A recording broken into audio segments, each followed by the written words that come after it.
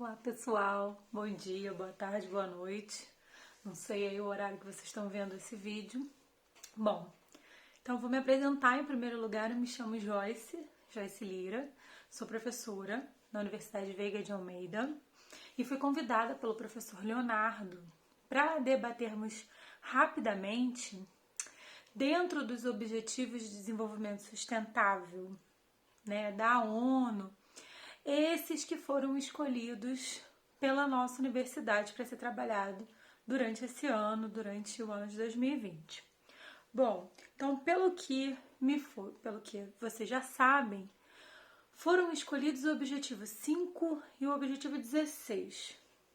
Vou falar primeiro do 16 rapidamente, porque vocês já sabem. O 16, ele menciona a questão do acesso à justiça e o desenvolvimento de instituições eficazes. Portanto, o 16 ele é instrumental. Se a gente quer atingir direitos, acessar a efetividade dos direitos, obviamente a gente precisa de instituições fortes. A gente precisa que o acesso à justiça seja pleno e em todas as suas formas de existência, tá? Não só como acesso ao judiciário, lembrando também. E aí, me incumbe aqui falar um pouco mais sobre o objetivo 5, que na realidade fala sobre alcançar a igualdade de gênero e empoderar todas as mulheres e meninas, tá?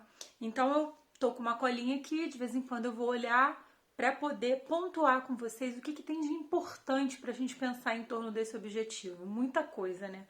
Quando a gente pensa em empoderamento feminino, em direitos das mulheres, a gente pensa de direitos que foram alcançados muito recentemente, em termos históricos, né?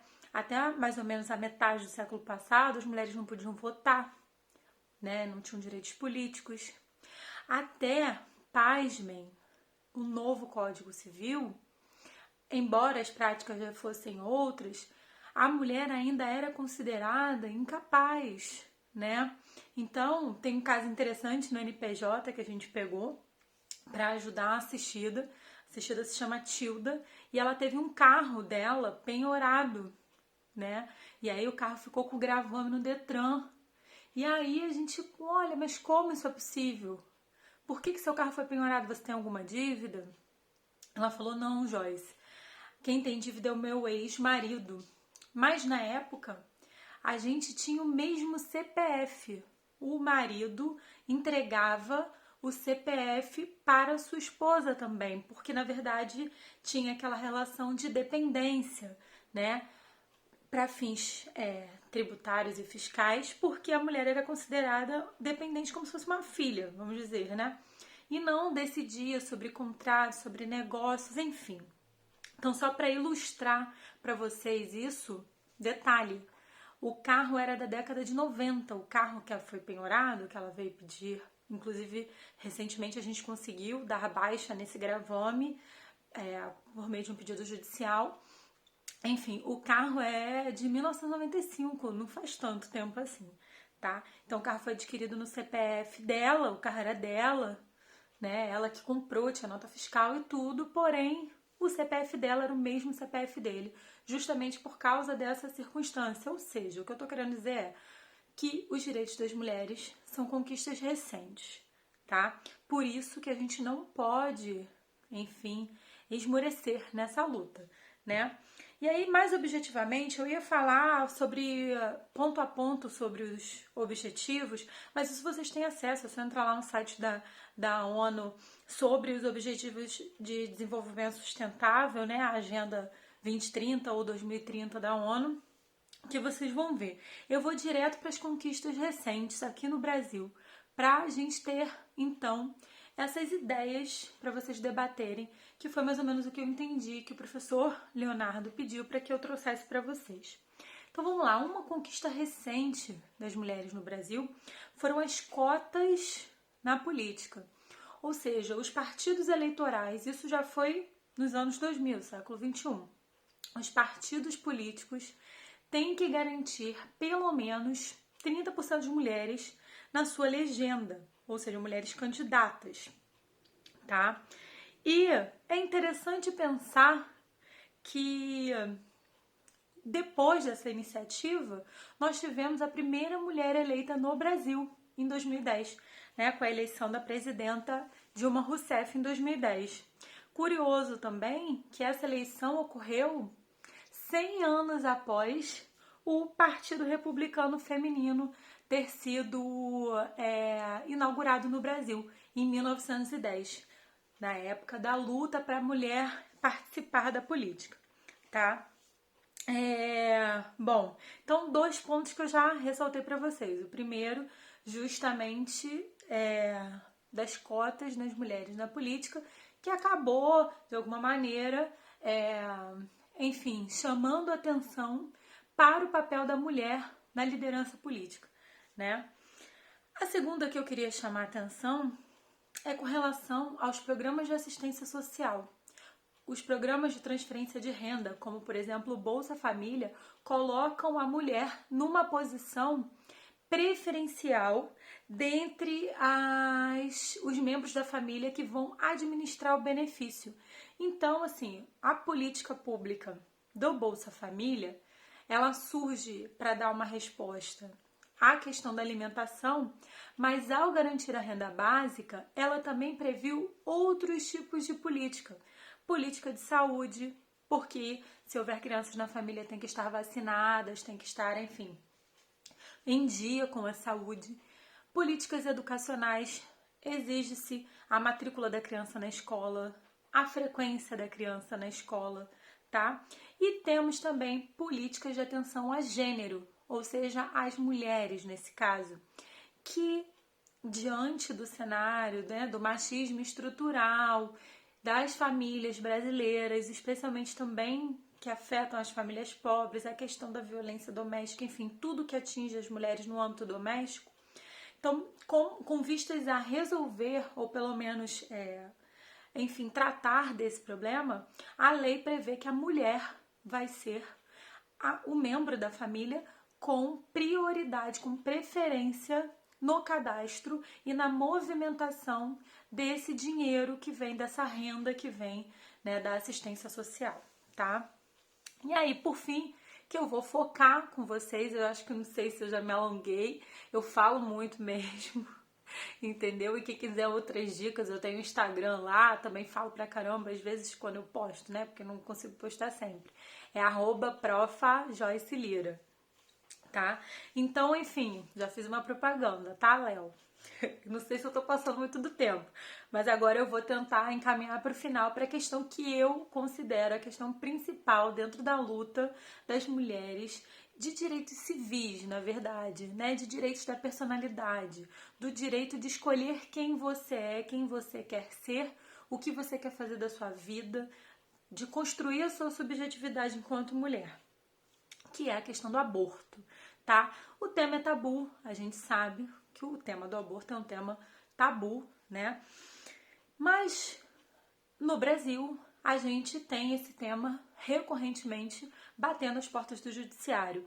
Nós não temos uma resposta efetiva da lei ainda para essa questão. Nós temos projetos de leis para todos os lados, para todos os gostos, mas o debate legislativo ele não avança porque existem muitos interesses ideológicos, enfim, para além dos interesses políticos envolvidos. Então, só para citar, esse tema bateu a porta do judiciário de maneira muito forte na ADPF 54. Tá? A DPF 54. O que é a DPF? Arguição de descumprimento de preceito fundamental. É um tipo de ação de controle de constitucionalidade. Tá? E o que acontece? Esse caso tratava sobre aborto de feto anencéfalo, que são aqueles fetos que não, enfim, desenvolvem o cérebro, né, e nascem com expectativa de vida de morrer, na verdade, horas, no máximo chegam a dias, tá?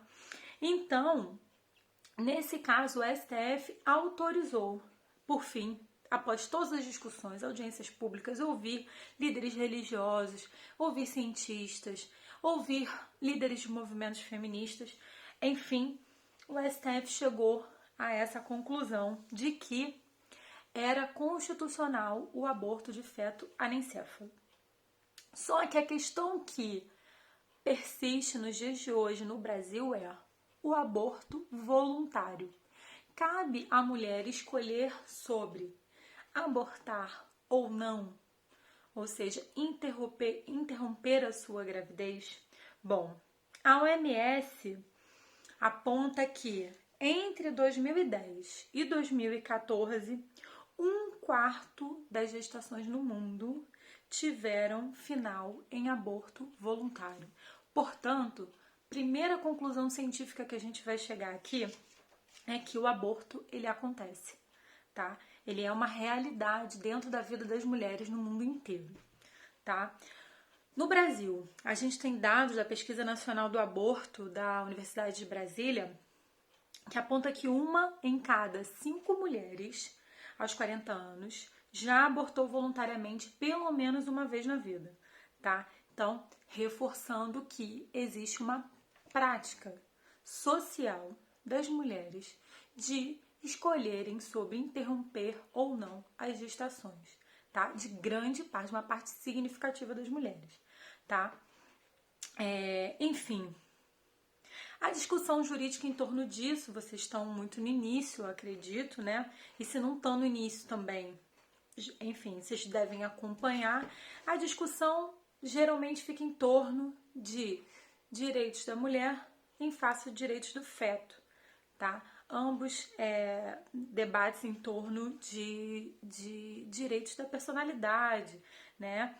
De direito a existir de um lado e direito a existir de forma digna e de acordo com as escolhas de outro, tá? Então, assim, o que a gente percebe nesse cenário? Que, de fato, existe uma ausência, né?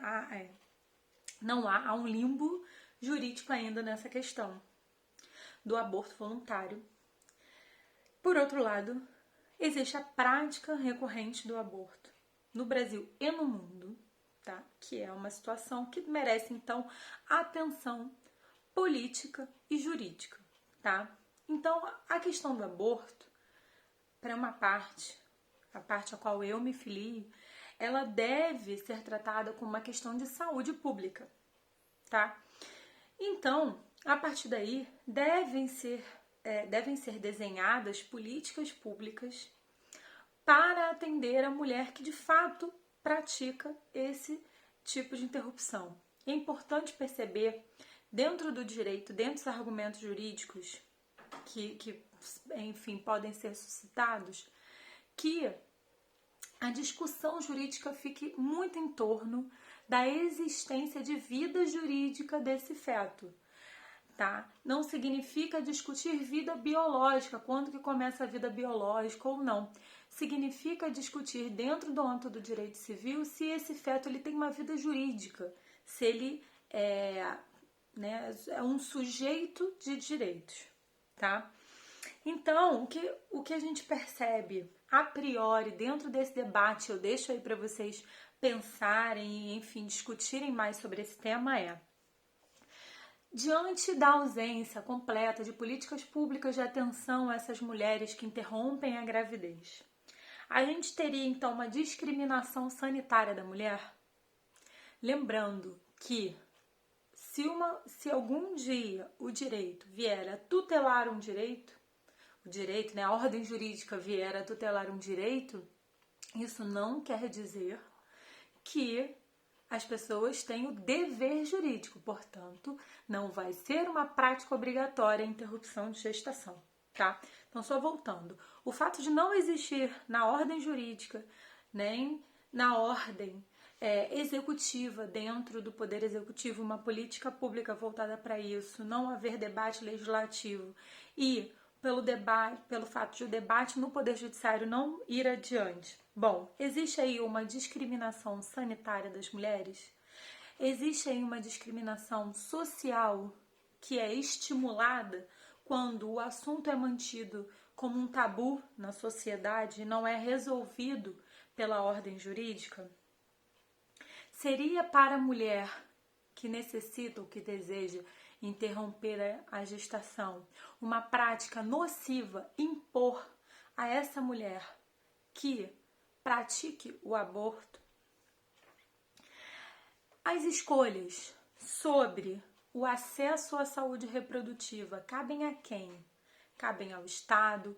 Está no âmbito de liberdade das pessoas? Uma questão que se coloca. Enfim, nós temos muitos temas a tratar dentro desse objetivo, né, da Agenda 2030 da ONU, número 5, que é alcançar a igualdade de gênero e empoderar todas as mulheres. Objetivos que envolvem educação, que envolvem empoderamento, que envolvem liderança em setores. Então, para finalizar de verdade, que eu já falei pra caramba, eu vou deixar mais 2 coisas para vocês pensarem aí no ar, tá? Dentro da nossa era tecnológica, pensando nos direitos civis, nessa formação da personalidade e da subjetividade das mulheres, não é meu lugar de fala, mas é muito interessante a gente pensar a partir do ponto de vista do outro, tá? Como a gente pode pensar o empoderamento feminino racial tecnológico?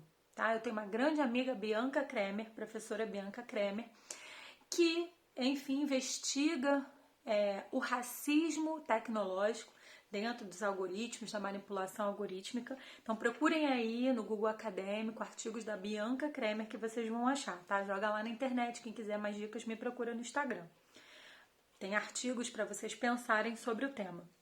E o último tema que eu coloco aí como provocação para vocês é posição e a autonomia hierárquica profissional das mulheres dentro da nossa carreira, das carreiras jurídicas. Qual é o lugar que nós, mulheres, dentro das carreiras jurídicas, temos ocupado? Né? Nós conseguimos alcançar aqueles níveis hierárquicos maiores, nós conseguimos alcançar cargos de liderança, ou nós só estamos ali na base, dando suor e sangue para fazer o direito acontecer e ainda não alcançamos o lugar que merecemos dentro dessa pirâmide, digamos aí, né, da estrutura profissional das carreiras jurídicas. Para a gente pensar, para vocês debaterem e pesquisarem. Bom, então falei pra caramba, espero que eu tenha ajudado, espero que eu tenha aberto aí a mente de vocês para esses temas. Podem discordar do que eu afirmei aqui, mas sempre com fundamento científico, gente. Vamos procurar artigo científico no Google Acadêmico. Tem várias plataformas, Cielo, RiffSeek, tá? Mas basicamente Google Acadêmico. Não é conversa de Facebook, não é conversa de WhatsApp. Vamos ler e nos informar corretamente, tecnicamente sobre o tema e vamos então debater quais são, então, as formas, as alternativas, as saídas que a gente pode encontrar para esses problemas que ainda afetam as mulheres dentro da estrutura social e jurídica do nosso país e do mundo, tá? Então é isso, gente. Até uma próxima oportunidade.